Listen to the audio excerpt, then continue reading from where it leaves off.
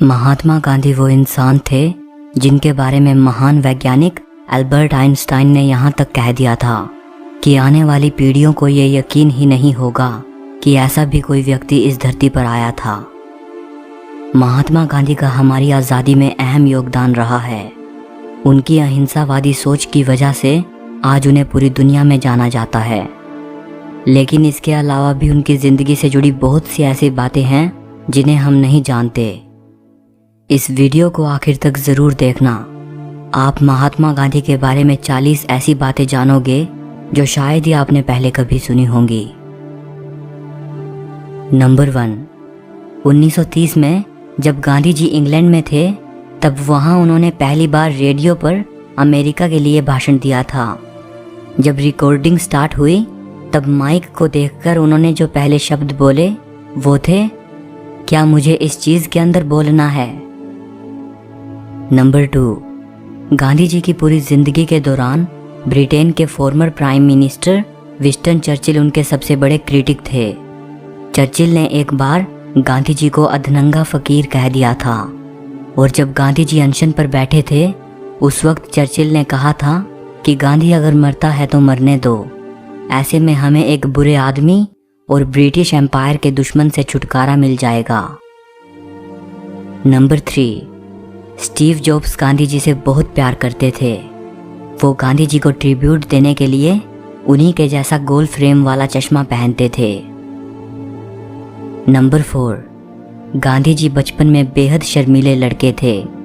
वो स्कूल से छुट्टी होते ही एकदम घर भाग जाते थे ताकि रास्ते में उनसे कोई बात ना करे और कोई उनका मजाक ना उड़ाए।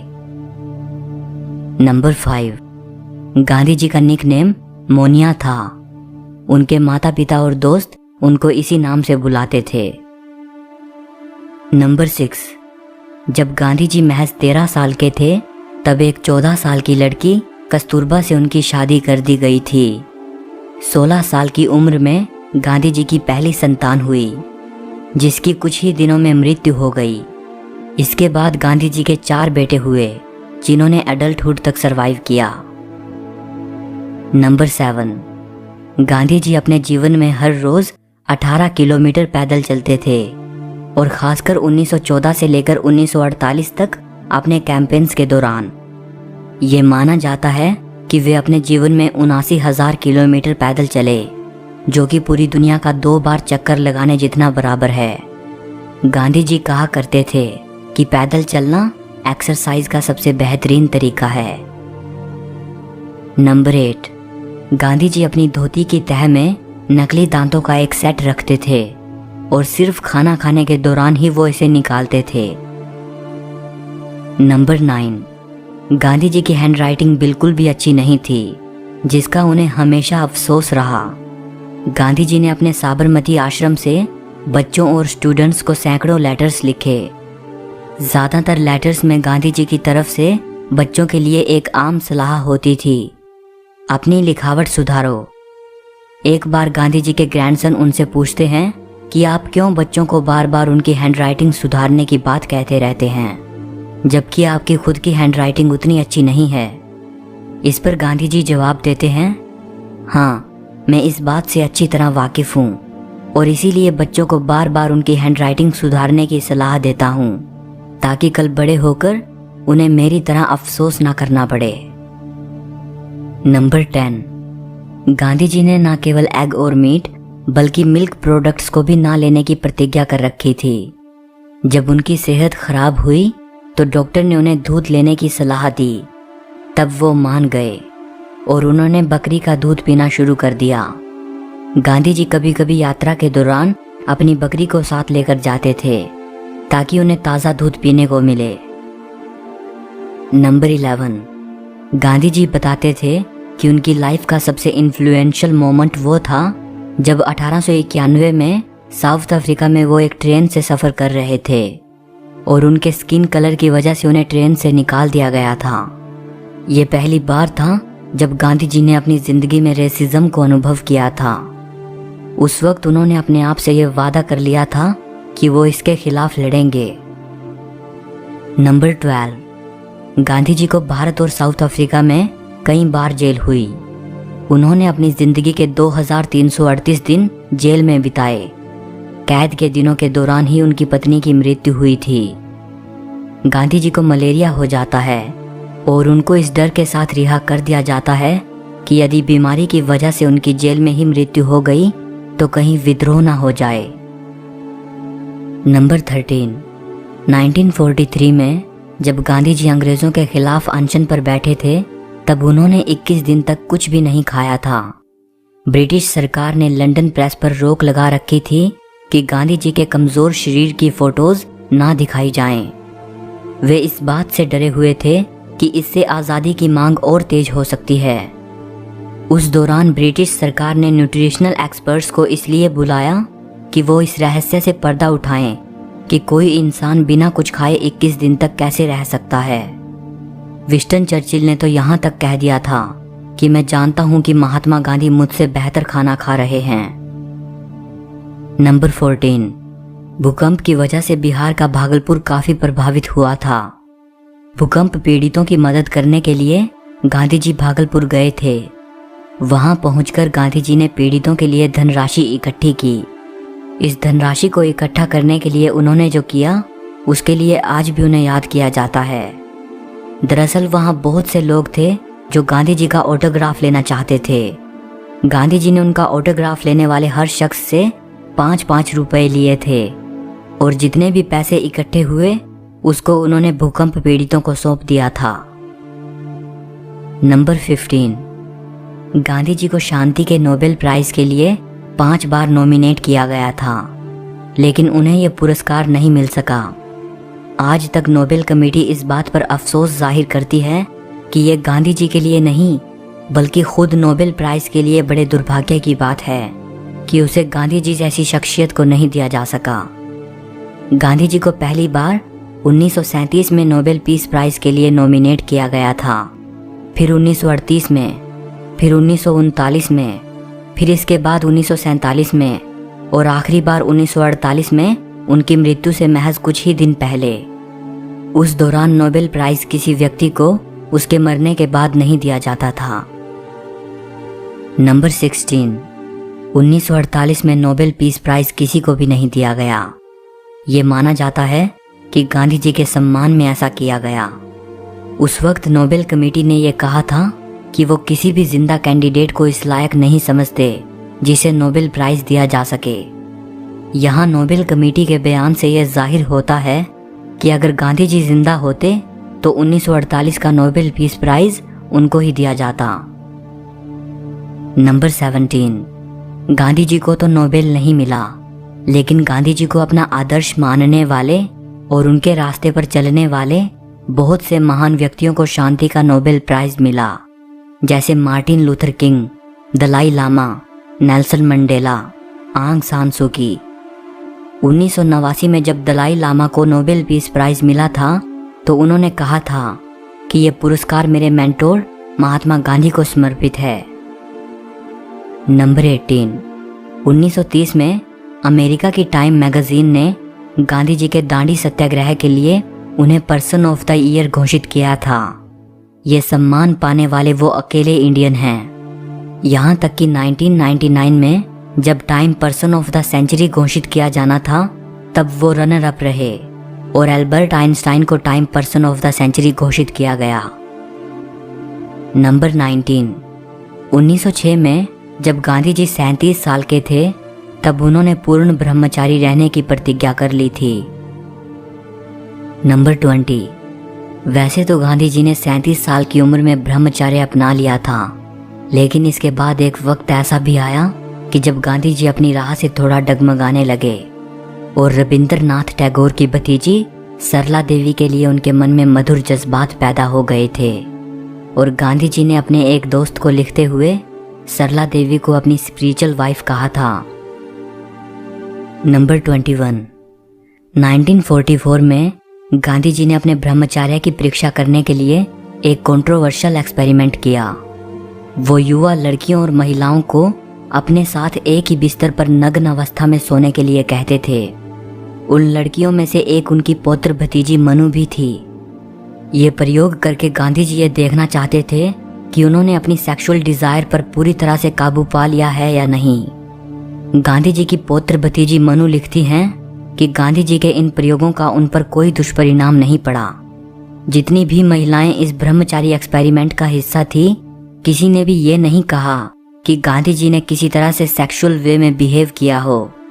और जिन महिलाओं ने इन प्रयोगों के बारे में खुले तौर पर बात की, उन्होंने कहा कि उन्हें ऐसा लग रहा था जैसे वो अपनी बूढ़ी माँ के पास सो रही हों। नंबर 22, दूसरे विश्व युद्ध को रोकने के लिए गांधी जी ने हिटलर को 2 रिक्वेस्ट लेटर लिखे थे, जिसमें उन्होंने हिटलर को डियर फ्रेंड कहा था। गांधी जी ने पहला लेटर दूसरे विश्व युद्ध से करीब 1 महीना पहले 23 जुलाई 1939 को लिखा था, जिसमें उन्होंने लिखा था, प्रिय मित्र, मेरे कुछ दोस्त चाहते हैं कि इंसानियत के खातिर मैं आपको लिखूं, लेकिन मुझे यही लगता रहा है कि शायद ये गुस्ताखी होगी। फिर भी मैंने सोचा कि मैं ज़्यादा हिसाब किताब ना करूं और अपनी बात रखूं। ये साफ जाहिर है कि आज इस दुनिया में आप ही अकेले ऐसे व्यक्ति हैं जो इस महायुद्ध को होने से रोक सकते हैं, जो इंसानियत को भयंकर स्थिति तक पहुंचा देगा। क्या आप एक ऐसे व्यक्ति की अपील सुनेंगे जिसने युद्ध के रास्ते को अस्वीकार किया हो? नंबर 23, गांधी जी ने हिटलर को दूसरा लेटर 24 दिसंबर 1940 में दूसरे विश्व युद्ध के दौरान लिखा था। इसमें भी उन्होंने हिटलर से युद्ध रोकने की रिक्वेस्ट की थी और शांति, अहिंसा और सत्याग्रह जैसी बातों का जिक्र किया था। गांधी जी के दोनों ही लेटर्स ब्रिटिश सरकार ने हिटलर तक नहीं पहुंचने दिए। नंबर 24, हिटलर द्वारा यहूदियों पर किए गए अत्याचार के बारे में गांधी जी ने बड़ा ही विवादास्पद बयान दे दिया था। दूसरा विश्व युद्ध खत्म होने के बाद 1946 में एक इंटरव्यू के दौरान गांधी जी ने कहा, हिटलर ने 5 मिलियन यहूदियों को मार डाला है। ये हमारे समय का सबसे बड़ा क्राइम है, लेकिन यहूदियों को अपने आप को कसाई के छुरे के आगे रख देना चाहिए था। उन्हें अपने आप को समुद्र में धकेल देना चाहिए था। इससे जर्मनी और पूरी दुनिया के लोग जाग उठते। आखिरकार वैसे भी उनके लाखों लोग मर रहे थे। गांधी जी का मानना था कि कलेक्टिव सुसाइड का यह कारनामा होलोकॉस्ट के जवाब में बहादुरी भरा साबित होता। नंबर 25, गांधी जी ने अपने समय की कई मशहूर हस्तियों से लेटर्स के जरिए बातचीत की थी, जैसे अल्बर्ट आइंस्टाइन, लियो टोल्स्टॉय और Charlie Chaplin. Number 26, Albert Einstein Gandhi ji के बड़े फैन थे। वे गांधी जी के अहिंसा के सिद्धांतों को बहुत पसंद करते थे और अक्सर उनकी तारीफ किया करते थे। एक बार आइंस्टाइन ने गांधी जी के बारे में कहा था, आने वाली नस्लें शायद मुश्किल से ही यकीन कर पाएंगी कि हार्ड मांस से बना हुआ कोई ऐसा व्यक्ति भी धरती पर कभी चलता फिरता था। नंबर 27, महात्मा गांधी और अल्बर्ट आइंस्टाइन दोनों की एक दूसरे से मिलने की बड़ी ख्वाहिश थी। 1931 में आइंस्टाइन ने गांधी जी को एक लेटर लिखा था, जिसमें उन्होंने गांधी जी के काम की तारीफ की थी। आइंस्टाइन ने लिखा था, आपने ये साबित करके दिखाया है कि हिंसा के बिना भी सफलता हासिल करना मुमकिन है।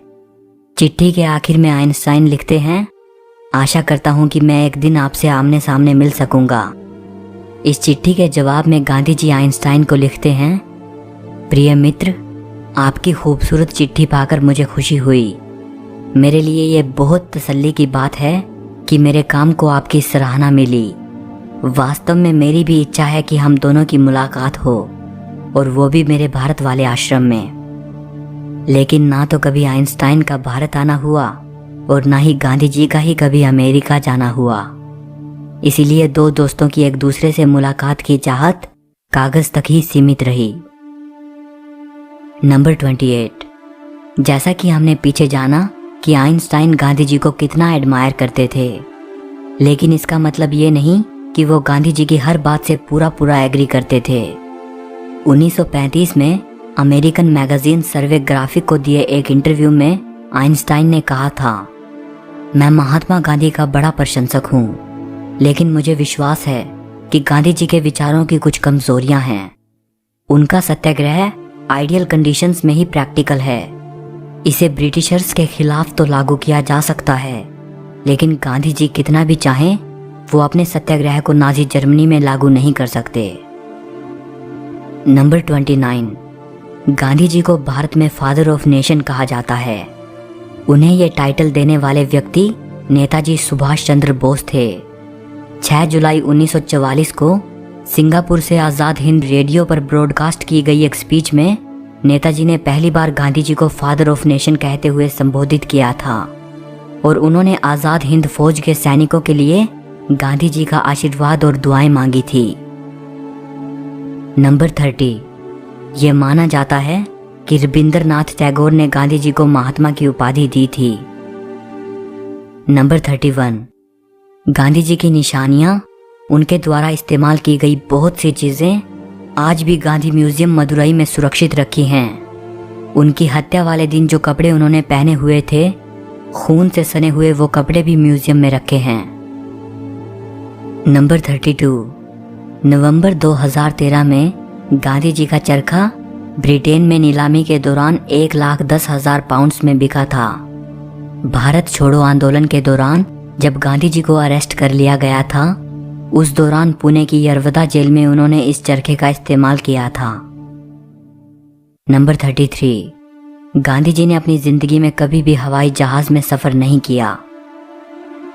नंबर 34, आज़ादी के मौके पर दी गई पंडित नेहरू की हिस्टोरिक स्पीच के दौरान गांधी जी वहां मौजूद नहीं थे। उस वक्त वो कोलकाता में थे और हिंदू मुसलमानों के बीच शांति कायम करने के प्रयास कर रहे थे। नंबर 35, गांधी जी 2 अक्टूबर को पैदा हुए थे। ये दिन भारत में हर साल गांधी जयंती के रूप में मनाया जाता है और पूरी दुनिया में ये दिन विश्व अहिंसा दिवस के रूप में मनाया जाता है।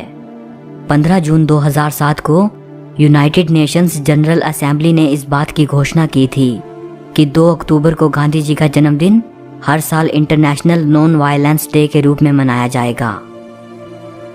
नंबर 36, 30 जनवरी 1948 को दिल्ली में मौजूद बिरला हाउस में शाम 5:17 पर नाथूराम गोडसे ने गोली मारकर गांधी जी की हत्या कर दी। नाथूराम गोडसे ने गांधी जी के बिल्कुल पास जाकर उनकी छाती पर 3 गोलियां चलाई थी। आखिरी अल्फाज जो गांधी जी की ज़बान से निकले वो थे, हे राम। नंबर 37, नाथूराम गोडसे को तो गांधी जी की हत्या के जुर्म में फांसी हुई, लेकिन गांधी जी कैपिटल पनिशमेंट के अगेंस्ट थे। उनका एक वाक्य भी है, आंख के बदले आंख पूरी दुनिया को अंधा बना देगी। नंबर 38, नाथूराम के जन्म के समय उनका नाम रामचंद्र गोडसे था। नाथूराम से पहले उनके माता पिता के 3 लड़के और एक लड़की थी, लेकिन तीनों लड़के बचपन में ही मर गए और लड़की जिंदा रही। नाथूराम के माता पिता को ये लगने लगा कि उनके मेल चाइल्ड के ऊपर कुछ शाप है। इसीलिए जब रामचंद्र यानी नाथूराम पैदा हुए तो उनके माता पिता ने शुरुआती कुछ सालों तक नाथूराम की परवरिश एक लड़की की तरह की और नाथूराम की नाक में नोज रिंग भी पहनाई गई। इसीलिए उनका नाम बाद में नाथूराम पड़ा। जब नाथूराम के यंगर ब्रदर का जन्म हुआ, उसके बाद उनके माता पिता ने उनको एक लड़के की तरह ट्रीट करना शुरू कर दिया था। नंबर 39, गांधी जी की शव यात्रा 8 किलोमीटर लंबी थी। बिरला हाउस जहां उनकी हत्या हुई थी, वहां से राजघाट पहुंचने में 5 घंटे लगे थे। उनकी शव यात्रा में 10 लाख लोग साथ चल रहे थे और करीब 10 से 15 लाख लोग शव यात्रा को देखने के लिए रास्ते में खड़े थे। नंबर 40, 1959 में जब Martin Luther king Gandhi ji की समाधि राजघाट आए थे, तब गांधी जी को श्रद्धांजलि देते वक्त उनकी आंखें नम हो गई थी। मार्टिन लूथर किंग को अमेरिका का गांधी कहा जाता था। सो इस वीडियो के लिए बस इतना ही। उम्मीद है कि वीडियो आपको पसंद आई होगी। जाते जाते वीडियो को एक लाइक दे देना।